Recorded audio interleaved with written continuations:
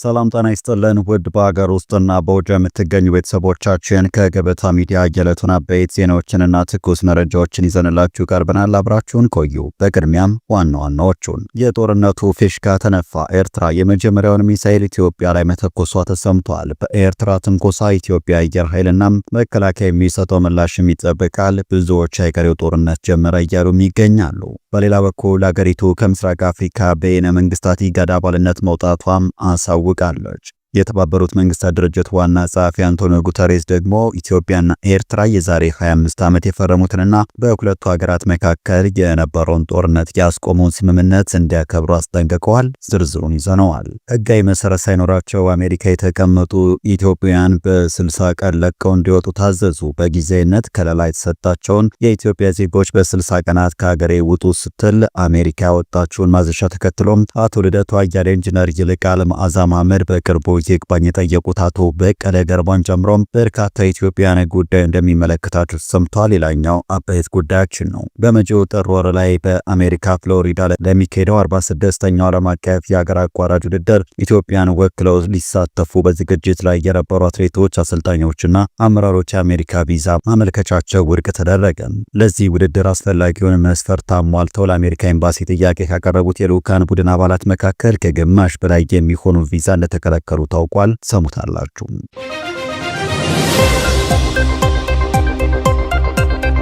ቻናሉን ሰብስክራይብ፣ ቪዲዮውን ላይክ በማድረግ እስከ ፍጻሜው አብራችሁን እንድትቆዩ በአክብሮት እንጠይቃለን። ወደ ቀዳሚው ጉዳያችን ስናልፍ የጦርነቱ ፊሽካ ተነፋ።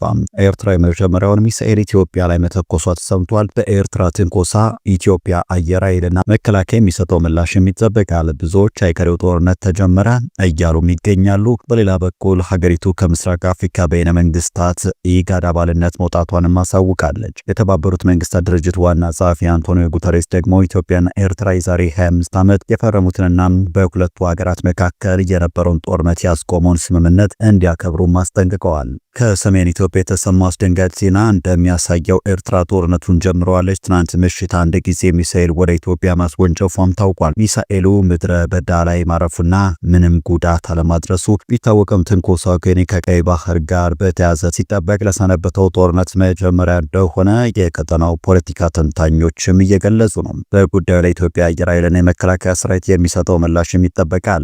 ከዚሁ ጋር በተያያዘ ኤርትራ ከምስራቅ አፍሪካ በየነ መንግስታት ኢጋድ አባልነት ወጥቻለሁ ብላለች። ኤርትራ ቀጠናዊ ህብረት ከሆነው የምስራቅ አፍሪካ የልማት በየነ መንግስታት ኢጋድ መውጣቷን የአገሪቱ የማስታወቂያ ሚኒስቴር በወጣው መግለጫ በይፋ አሳውቋል። አስመራ ላይ ኢጋድ ዋና ጸሐፊ በላከችው መልእክት ለውሳኔው መነሻ የሆነው ተቋሙ የተጣለበትን ኃላፊነት ለመወጣት ለረጅም ጊዜ ዘለቀ ድክመት በማሳየቱና በቀጠና ጉዳዮች ላይ በሚጫወተው ጎጂ ሚና መሆኑን ገልጻለች። ኤርትራ እንደ አውሮፓውያን አቆጣጠር በ1993 ኢጋድ እንደገና ሲዋቀር ለቀጠናዊ ሰላምና መረጋጋት እንዲሁም ለኢኮኖሚ ትስስር መጠናከር እንደ ዋና መሳሪያ ሆኖ የሚያገለግል ተቋምን ለመገንባት ከሌሎች አባል ሀገራት ጋር በመስራት ወሳኝ ሚና እንደተጫወተች አስታውሳለች። ይሁን እንጂ መግለጫው በሂደትና በተለይም ከ2005 ጀምሮ ኢጋድ የቀጠናውን ህዝቦች ተስፋና ፍላጎት ከማሳካት ይልቅ በተወሰኑ አባል ሀገራትና በተለይም በኤርትራ ላይ እንደ መጠቀሚያ መሳሪያ በመሆን ጎጂ ሚና ተጫውቷል ብላለች። በእነዚህም ድርጊቶች ምክንያት አስመራ በጎርጎሮሳውያኑ ሚያዝያ ወር 2007 ከአባልነቷ ለመውጣት መገደዷን መግለጫው አክሎ አብራርቷል። ኤርትራ ኢጋድ ለሪፎርም ያቀረበችውን ጥሪ ሰምቶ ያለፈውን ታሪኩን ያስተካክላል በሚል ተስፋም በጎርጎሮሳውያኑ ሰኔ 2023 አባልነቷን እንደገና አጠናክራለች። ሆኖም የአገሪቱ መንግስት ተቋሙ ህጋዊ ግዴታዎቹን መካድ ቀጥሏል ያለ ሲሆን ይህም ጠቀሜታውንና ህጋዊ ስልጣኑን እያዳከመው መጥቷል ብሏል። ኤርትራ ህጋዊ ስልጣኑን ካጣ ድርጅት አባልነቷን ለመልቀቅ መገደዷን የገለጸው የኤርትራ የማስታወቂያ ሚኒስቴር አክሎም ኢጋድ አሁን ላይ ምንም አይነት ስልታዊ ጥቅም እንደማይሰጥና ለቀጠናው መረጋጋት ትርጉም ያለው አስተዋጽኦ ማድረግ እንዳልቻለም አስረድቷል። ጦርነቱ እየመጣ እንደሆነ ያስተዋለው የተባበሩት መንግስታት ድርጅት ደግሞ ለሁለቱም ሀገራት ማስጠንቀቂያም ሰጥቷል። የተባበሩት መንግስታት ድርጅት ዋና ጸሐፊ አንቶኒዮ ጉተሬስ የአልጀርስ የሰላም ስምምነት 25ኛ ዓመት ክብረ በዓሉ በተከናወነበት ወቅት ኢትዮጵያና ኤርትራ ለስምምነቱ ያላቸውን ቁርጠኝነት ዳግም እንዲያረጋግጡ ጥሪ አቅርበዋል። ዋና ጸሐፊው በቃል አቀባያቸው ስቴፋን ዱጃሪክ በኩል የሰጡት መግለጫ በሁለቱ ሀገራት መካከል ያለው ውጥረት እንደገና ባየለበት ወቅት ነው። ታህሳስ 3 1993 የተፈረመው የአልጀርስ ስምምነት በኢትዮጵያና በኤርትራ መካከል የነበረውን ደም አፋሳሽ ጦርነት በይፋ ያስቆመ ሲሆን የድንበር ማካለል ዘዴዎችን ከመዘርጋቱ በተጨማሪ የሁለቱን ሀገራት ሉዓላዊነት፣ የግዛት አንድነትን አረጋግጧል። ዋና ጸሐፊው ስምምነቱን ለሩብ ምዕተ ዓመት ያህል ሰላማዊ ግንኙነት መሰረት ያደረገ ወሳኝ ማዕቀፍ በማለትም ገልጸውታል። ጉተሬስ በተጨማሪም ከ7 ዓመት በፊት የሁለቱ ሀገራት መሪዎች በጋራ መግለጫ አማካኝነት ለሰላም የገቡትን ቁርጠኝነት የዳሰሱበት ሁኔታ አስታውሰዋል። ይህም የውይይትና የትብብርን ዋጋ የሚያሳይ ማረጋገጫ ነው ብለዋል። ውጥረቱን እንደገና እየጨመረ ባለበት ወቅት ዋና ጸሐፊው ሁለቱም ሀገራት በአልጀርስ ስምምነት ውስጥ የተካሄደው ዘላቂ ሰላምና የሉዓላዊነት እንዲሁም የግዛት አንድነት ራዕይን ዳግም እንዲያረጋግጡ የጠየቁ ሲሆን የትብብርና የመልካም ጉርብትና ግንኙነቶችን ለመገንባት የሚያደርጉትን ጥረት እንዲያጠናክሩ አሳስበዋል። በተጨማሪም ኢትዮጵያና ኤርትራ ለሁሉም በሚጠቅም መልኩ የልማት ትብብር ለመከተል ከቀጠናዊና ዓለም አቀፋዊ አጋሮች ጋር መስራታቸውን እንዲቀጥሉ አብራርተዋል። ወደ ቀጣይ መረጃችን ስናልፍ ህጋዊ መሰረት ሳይኖራቸው አሜሪካ የተቀመጡ ኢትዮጵያን በ60 ቀን ውስጥ እንዲወጡ ታዘዙ። በጊዜያዊነት ከላይ የተሰጣቸው የኢትዮጵያ ዜጎች በ60 ቀናት ከሀገር ይውጡ ስትል አሜሪካ የወጣችውን ማዘዣ ተከትሎ አቶ ልደቱ አያሌው፣ ኢንጂነር ይልቃል መዓዛ መሐመድ በቅርቡ ይግባኝ የጠየቁት በቀለ ገርባን ጨምሮ በርካታ ኢትዮጵያን ጉዳይ እንደሚመለከታቸው ተሰምቷል። አሜሪካ ለኢትዮጵያን ዜጎች ሰጥታ የነበረውን የጊዜያዊ ከለላ መብት ማንሳቷን ተከትሎ የሚሰሙ ዜናዎች መንግስትና አሜሪካ ወዴት እያመሩ ነው አሰኝቷል።